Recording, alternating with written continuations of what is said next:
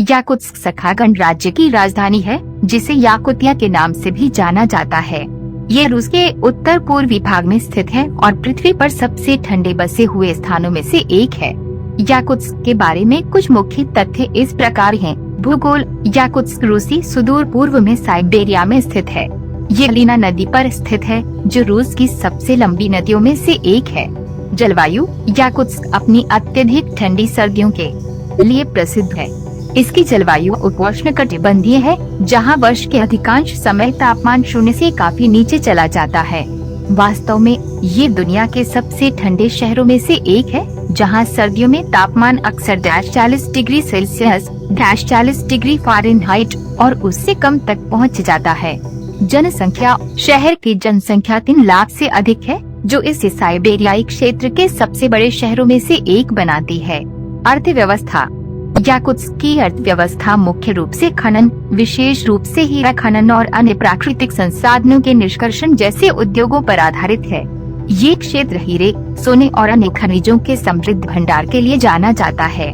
परिवहन: शहर अपनी कठोर जलवायु और दूरस्थ स्थान के कारण अपेक्षाकृत अलग-थलग है। यह सड़क, वायु और जल परिवहन द्वारा रूस के अन्य हिस्सों से जुड़ा हुआ है। सर्दियों के दौरान लीना नदी अक्सर जम जाती है, जिससे बर्फीली सड़क परिवहन संभव हो जाता है। संस्कृति: याकुत्स्क सखा लोगों का घर है, जिनकी एक अनूठी संस्कृति और विरासत है। उनकी अपनी भाषा है, जिसे सखा याकुत कहा जाता है, और उन्होंने कई पारंपरिक रीति रिवाजों और प्रथाओं को संरक्षित किया है। पर्यटन: अपनी चरम जलवायु के बावजूद याकुत्स्क ने उन पर्यटकों को आकर्षित करना शुरू कर दिया है, जो क्षेत्र की अनूठी संस्कृति और प्राकृतिक सुंदरता का अनुभव करने में रुचि रखते हैं। ये शहर वार्षिक याक महोत्सव, एक पारंपरिक सखा उत्सव का भी आयोजन करता है। परमाफ्रॉस्ट: याकुत्स्क के आसपास के क्षेत्र की विशेषता परमाफ्रॉस्ट है, जो जमी हुई जमीन है जो साल भर जमी रहती है। गर्म महीनों के दौरान परमाफ्रॉस्ट के पिघलने और जमीन में धंसने से बचने के लिए याकुत्स्क में इमारतों का निर्माण स्टिल्ट पर किया जाता है।